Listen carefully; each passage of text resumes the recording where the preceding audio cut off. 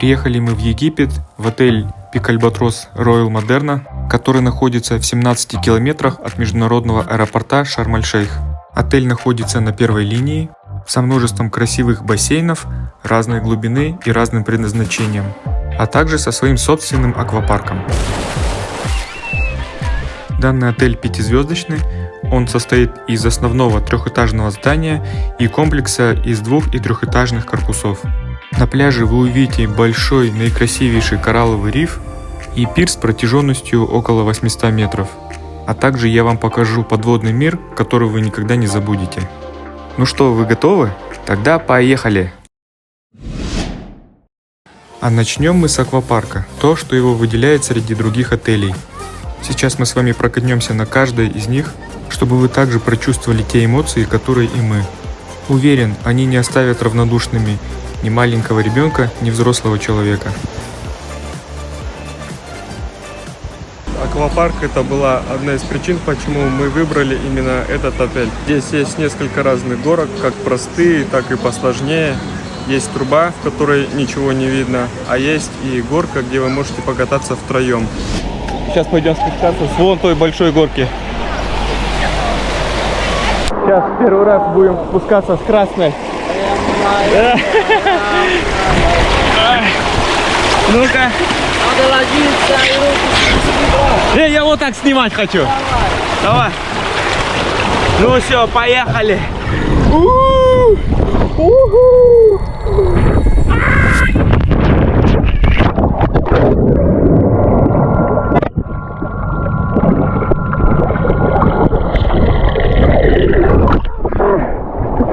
О, супер, вообще классно. Сейчас будем синий кататься. Давай.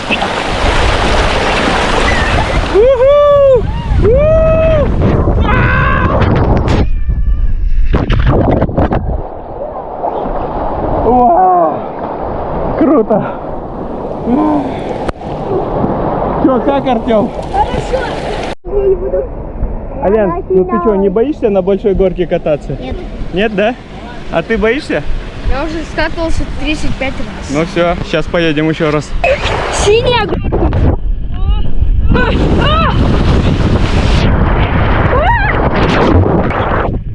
Красная горка.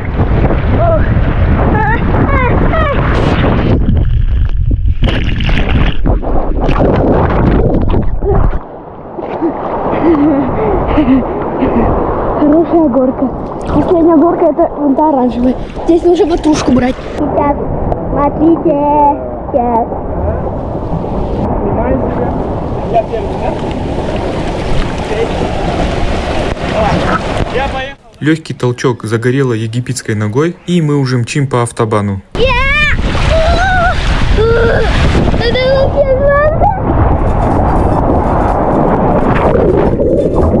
Поехали. Да? Раз, два. Один, два, три. Поехали. Давай.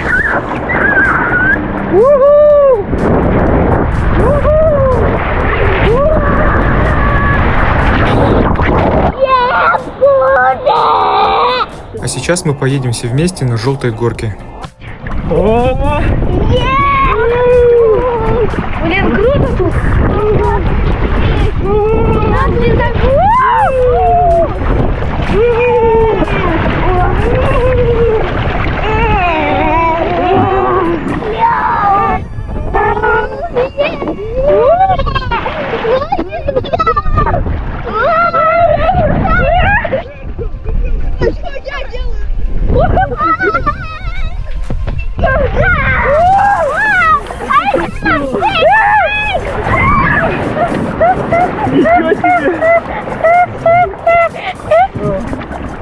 Но также нельзя забывать и о правилах безопасности.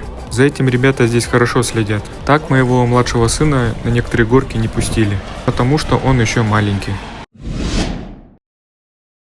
Вот эти три бассейна всегда полные людьми, потому что они мелкие, тут максимальная глубина всего 1,20 м, и они с подогревом, здесь всегда теплая вода.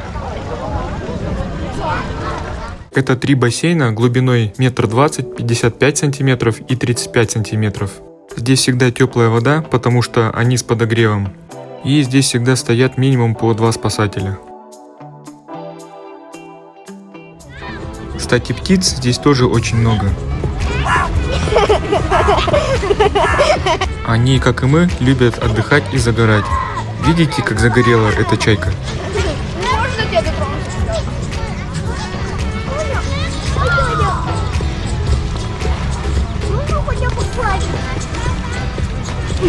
А также здесь всегда проводятся какие-либо мероприятия. Всегда играют в футбол, делятся на 2 команды. Музыка всегда играет, тут диджей. Весело.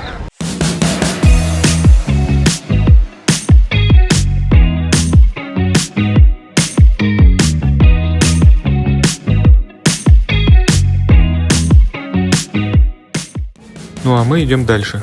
Вот это самый маленький бассейн с глубиной 35 сантиметров. Очень популярное место среди малышей, потому что здесь много горок, корабликов и других аттракционов. А из-за того, что он всегда теплый, детей оттуда за уши не вытащишь.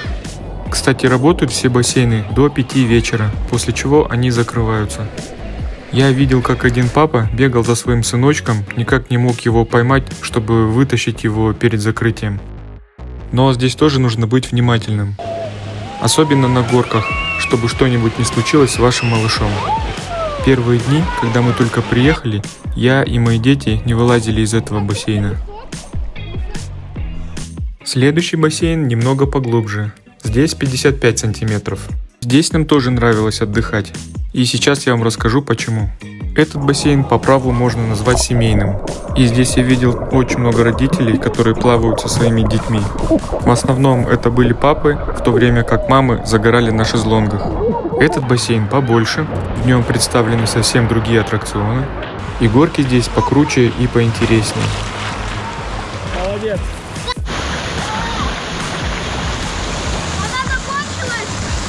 Вот прилетела тут ворона, хочет нашу картошку фри скушать. Сидит, ждет, пока я отвернусь. Вообще уже. Смотрите-ка. Опа. Ну а мы идем дальше.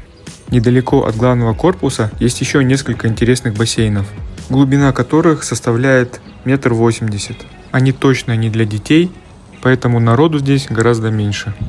Но и вода прохладнее.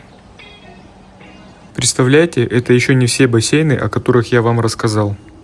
А вот недалеко от аквапарка есть отличный бассейн. Он глубокий, где-то 1,80 м глубина. Вода здесь прозрачная. Здесь не так уж много народу. И все, кто с детьми, здесь практически не купаются. Здесь тихо, спокойно, удобные лежаки. Посмотрите, какая красота. Только один вид чего стоит. С этого места получаются отличные фотографии из отпуска. Здесь мне запомнились лежаки. Они большие и очень удобные.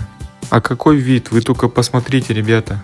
Кстати, кто был в Египте, подскажите, везде в отелях бассейны с подогревом и без, или только в этом? А еще мне понравилось то, что возле каждого бассейна есть свой барчик. Вообще это очень удобно. В любой момент захотел, пошел, попил водички, соку. Другая часть отдыхает в аквапарке. Там всегда тоже очень много народу. Ну, конечно, ради этого многие приезжают, чтобы покататься именно на горках. Остальные люди, кому не нужен вот этот шум-гам, они отдыхают у третьего типа бассейнов, который расположен рядом с аквапарком, про который я вам тоже уже рассказывал. Ну а мы идем дальше. Я почему-то думал, что около этих 3 бассейнов 60% всех приезжих здесь отдыхают. А оказывается, нет. Если присмотреться, то большая часть отдыхает не только в бассейнах, но также и на пляже.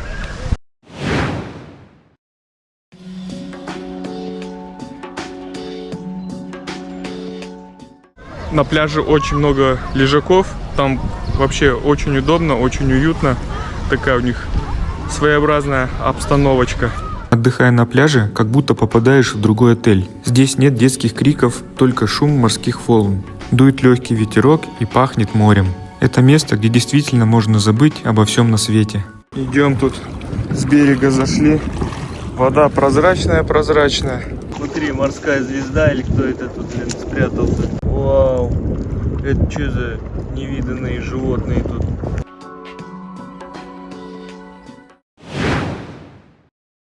Если вы собрались на пляж, на пирс именно, то не забудьте взять полотенце вот здесь. Потому что пирс очень длинный, примерно 800 метров. И если вы забудете взять полотенце, то тогда вам придется идти 800 метров назад. Ух, сегодня море просто огонь. Ветра нету, полный штиль. Еще прилив был. Сейчас пойдем покупаемся. А пока мы шли вдоль пирса, на нас любовались разноцветные рыбки. Эх, жаль, здесь рыбачить нельзя. Посмотрите, какое кристально чистое море. Да, в него невозможно не влюбиться. Ну вот, мы уже почти на краю пирса. Самое время изведать глубины Красного моря.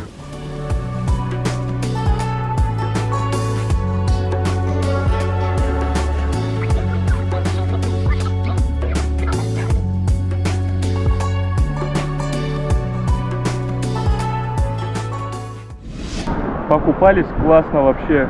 Первый раз занырнули.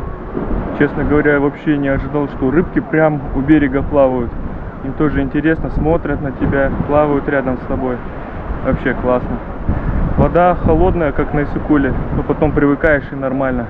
Сейчас покупался с аквалангом на самом краю пирса.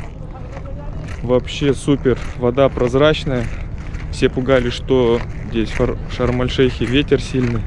Нету ветра абсолютно сегодня. Штиль классно. А даже если ветер дует, то он теплый. Такое море прозрачное. Вообще я не ожидал, что оно будет настолько прозрачным. И что еще удивило, когда риф кончается, такая резкая глубина идет вниз. Прям аж страшно становится.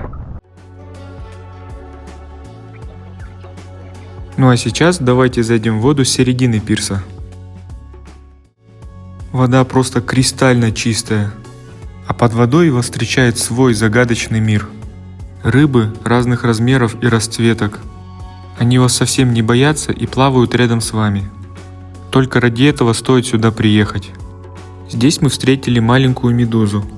Напишите в комментариях, можно их трогать или нет. Мы, например, побоялись. Пришли мы на середину пирса. Здесь гораздо помельче.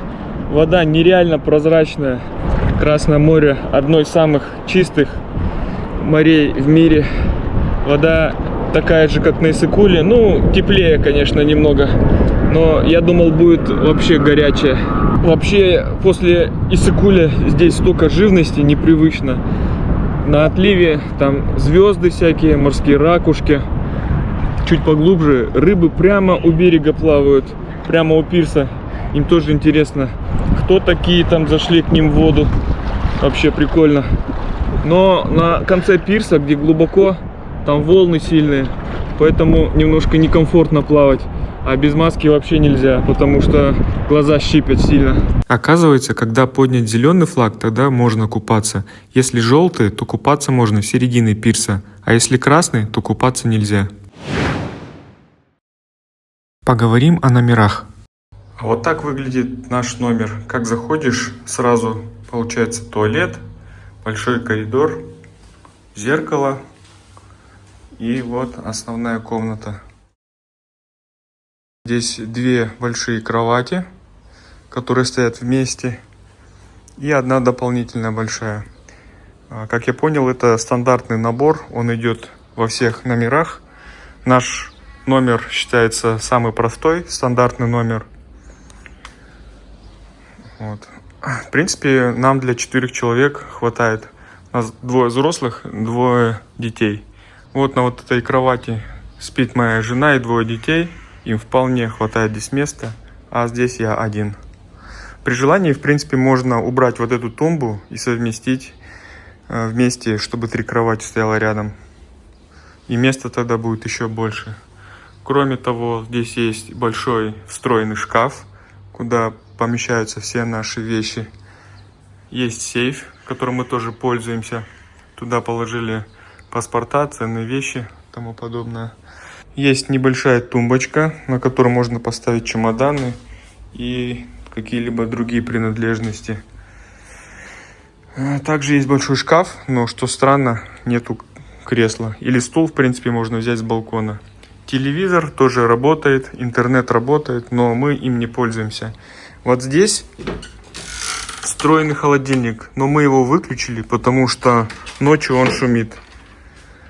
А мы там, в принципе, особо-то ничего и не храним. Вода, стандартный набор, чай, но мы этим тоже ничем не пользуемся. А сейчас давайте пройдемте на балкон. Вот такая терраска небольшая. Удобная штука, кстати, где можно сушить вещи.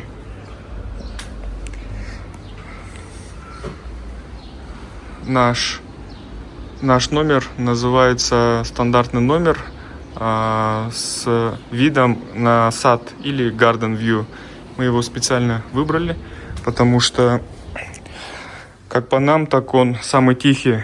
Выход на бассейн, мне кажется, там вечером будет шумно. Выход на море, но тоже, скорее всего, шумно. А сейчас давайте посмотрим, что у нас находится здесь. Это душевая комната. Стандартно идет фен, кондиционер, шампунь, лосьон для тела, гель для душа. Стандартный набор. Также вот унитаз. И здесь у нас душевая комната. Сама душевая кабинка. Места, в принципе, достаточно. Очень много. Мы с собой взяли свои зубные щетки, мыло, шампунь свой, потому что привыкли пользоваться своим. Уборку проводят ежедневно. Убираются довольно-таки чисто, как вы можете видеть. Иногда тут нам из полотенец всяких лебедей делают и лепестками роз украшивают. Но не знаю, кому-то нравится. По мне так в этом нет необходимости.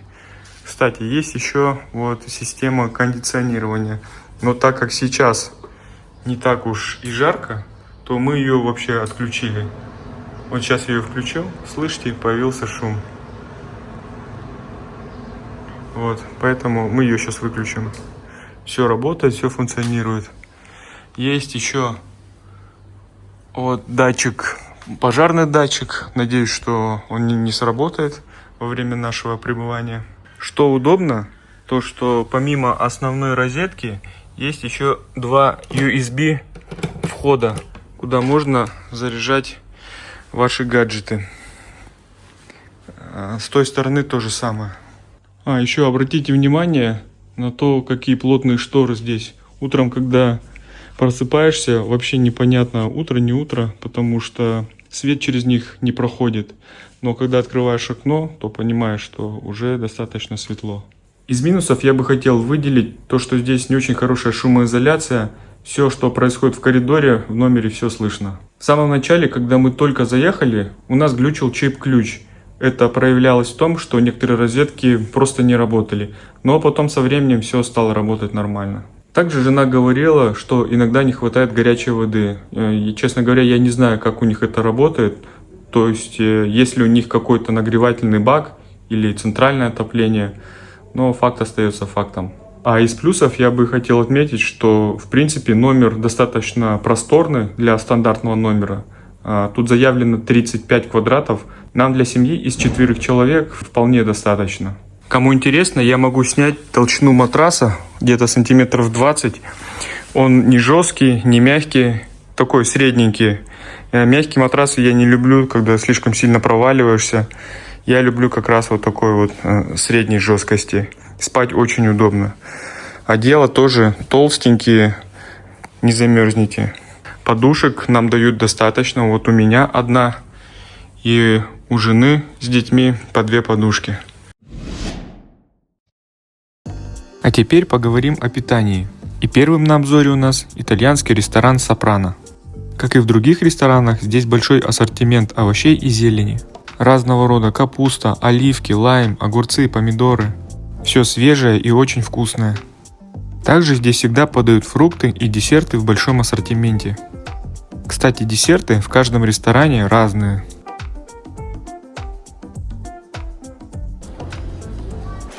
Фишкой данного ресторана является уголок пасты на летней террасе, где вы сами можете выбрать ингредиенты для вашего блюда. Действительно, этот парень заслуживает лайк. Есть среди вас любители итальянской кухни? Напишите, пожалуйста, в комментариях, какое ваше любимое блюдо. И как вы думаете, сможет ли этот парень приготовить его для вас? Еще пару минуточек, и ваше блюдо готово. Приятного аппетита! Следующий ресторан Зумкайзер. Кстати, все рестораны находятся в одном месте, имеют общие двери, и вы легко можете выбирать блюда в одном ресторане, а сидеть совсем в другом. В этом ресторане много хороших мясных блюд, блюд из курицы, а также различных супов. Кстати, действительно, иногда так хочется жидкого, а супы здесь очень вкусные. У этого ресторана Зумкайзер, кажется, немецкое название. Если вы знаете, как переводится, то напишите в комментариях. Но мы практически здесь не сидели, а только выбирали понравившиеся нам блюда. Так как он находится в середине, то у него нету окон. И когда заходишь с улицы, где много света, то глазам очень непривычно сидеть в темноте. Но в данном ресторане есть туалет, где можно помыть руки перед едой. Следующий ресторан называется Кулина. Это рыбный ресторан. Здесь представлены блюда из морепродуктов в любом виде. Вот вам закусочки, копченая селедочка с пивом в самый раз. А вот суп из морепродуктов. Сначала я подумал, что это уха, но оказалось, что это просто суп с кусочками кальмаров, креветок и других обитателей моря. Дальше идет ресторан Таджин. В нем делается упор на индийскую кухню. Вот в нем мы часто отдыхали, потому что он находится в тихом месте, подальше от центрального ресторана. Здесь много окон, он просторный и светлый. И, кстати, это единственный ресторан, который открывался не в 7 утра, а в 8. И завтраки здесь длились до 11 часов. Поэтому мы часто приходили сюда на поздние завтраки. Мы так хотели попробовать манго, но оказалось, что в марте это не сезон. Поэтому на витрине ресторана, к сожалению, его не было. Но мы все равно купили его в маркете, который находится напротив отеля. Но все-таки манго нужно покупать в сезон, чтобы почувствовать его настоящий вкус. А вот выпечка здесь очень вкусная. И ассортимент кондитерских изделий действительно большой. Как говорится, на любой вкус и цвет. А здесь вы можете посмотреть, когда проходят завтраки, обед и ужин. Ну что, идем дальше? А сейчас мы поговорим об одном кафе, которое находится прямо у пляжа. Это место тоже пользуется популярностью. И сейчас вы поймете почему. Здесь вы найдете свежие фрукты, яблоки, мандарины, а также овощи и зелень.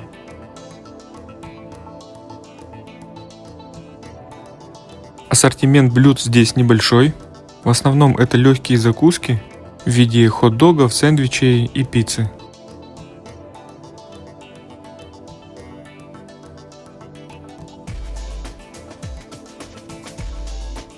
Ну конечно, как же без картошки фри и спагетти болонезе, которую так любят дети.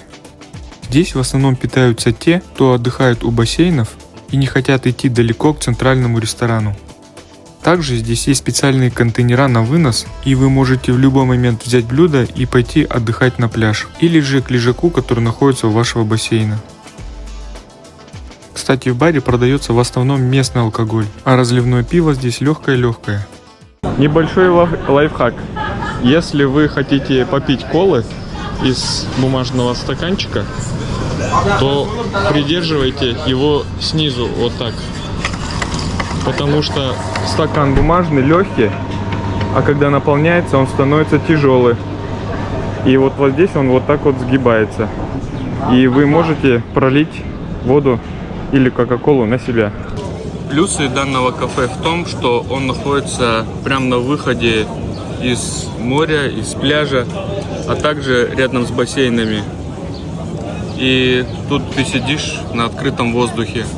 А минусы в том, что здесь не очень большой ассортимент блюд. Вот пока мама с папой набирают еду, дети рубятся онлайн. У них там какая-то катка. или Катька.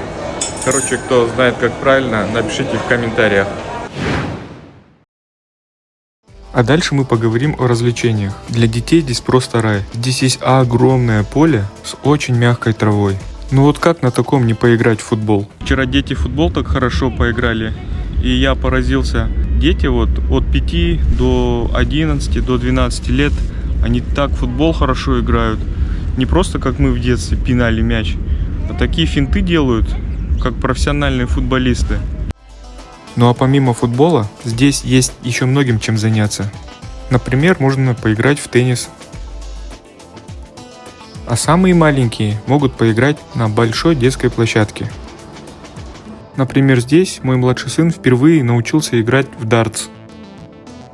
Кто хочет массаж на свежем воздухе, могут вам сделать за определенную плату. А для любителей командных видов спорта есть волейбол. Также здесь мы впервые поиграли в мини-гольф. Ну как же без пенной вечеринки? Нам удалось побывать на ней 2 раза в течение нашего пребывания. Вы бы видели, как все там веселились. Ведущие и молодые ребята умеют зажигать. Ну а вечером после ужина для нас были представлены разные шоу-программы. Ну а мы идем дальше. Вообще, что мне здесь не понравилось, так это вот эта штучка на руках. Потому что если у вас дети, и вы с ними купаетесь в бассейне, то они вас однозначно поцарапают. У меня вся грудь исцарапана из-за младшего сына, потому что он все время висел у меня на шее. А что больше всего понравилось, так это то, что все корпуса, они настолько грамотно продуманы. Не надо обходить, допустим, какой-то корпус, чтобы попасть в определенный бассейн. Тут можно и сверху пройти, и снизу, и насквозь пройти. Это касается и питания. Когда захочешь кушать, тебе не обязательно бежать через полпансионата, через определенный вход, чтобы покушать. А можно спокойно насквозь пройти, и с любой точки попадаешь в ресторан.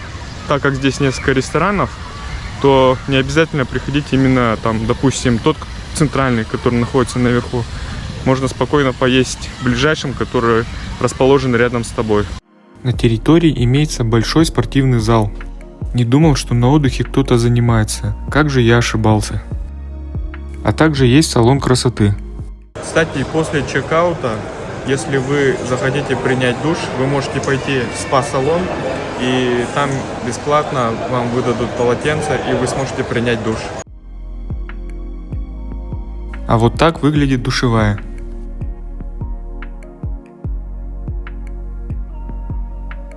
А сейчас поговорим немного о спа-салоне. Если вам надоело купаться в бассейне или загорать на пляже, то вы можете посетить хамам или сауну. Как мне сказали на ресепшене, данная услуга стоит $20. Места здесь довольно-таки много. Посмотрите, какая комната отдыха.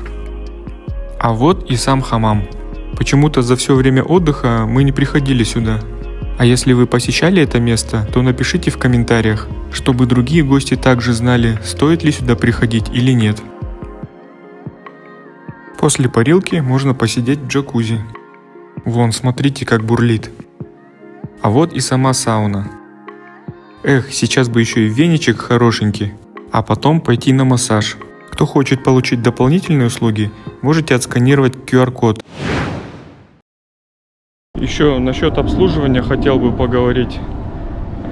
Здесь обслуживание вообще специфическое. Во-первых, вас обслуживают только мужчины. 90% из них вообще не улыбаются. Не знаю, может это у них так принято здесь. Может в Египте вообще сервис такой, а не только в данном отеле. Но для меня это вообще был шок, честно говоря. Еще когда мы сюда ехали, я посмотрел несколько отзывов от других людей, которые здесь уже были. Они говорили, что можно дать там или сигареты пачку, или шоколадку, или там $1. И в принципе все ваши проблемы решаются. Так и вышло. Допустим, если мы пришли к бассейну и там не было лежаков, мы давали $1, и сразу же лежаки появлялись волшебным образом. То же самое касается и в ресторане. Если вы хотите, чтобы к вам было особое внимание, также даете $1, и вам и воду приносят, и все, что хотите, и салфетки, и спрашивают, как у вас дела, все ли вам понравилось. Ругаться не стоит с ними, потому что если вы начнете что-то им говорить, они вам в ответку будут также до конца ругаться с вами.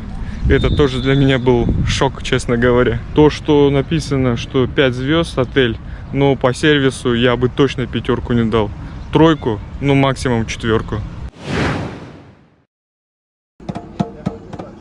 Если вам наскучило загорать у бассейна и срочно захотелось что-то купить, то на въезде в отель есть мини-маркет и аптека. Но не спешите расставаться со своими вечно зелеными, потому что в этом месте цены не очень дешевые. А вот если вы выйдете через дорогу, то увидите небольшой квартал с множеством магазинчиков. Вот нашли дубайский шоколад. Сейчас дети хотят купить. А вот это брелки на любой вкус и цвет. Все по $2.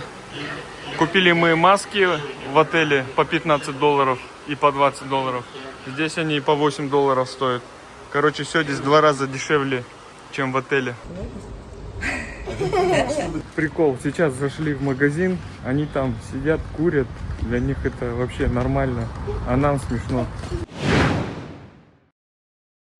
В заключение я хотел бы сказать, что отель нам очень понравился, несмотря на некоторые нюансы. Если у вас есть дети и вы впервые приезжаете в Египет, то Peak Albatros Royal Moderna будет для вас идеальным вариантом.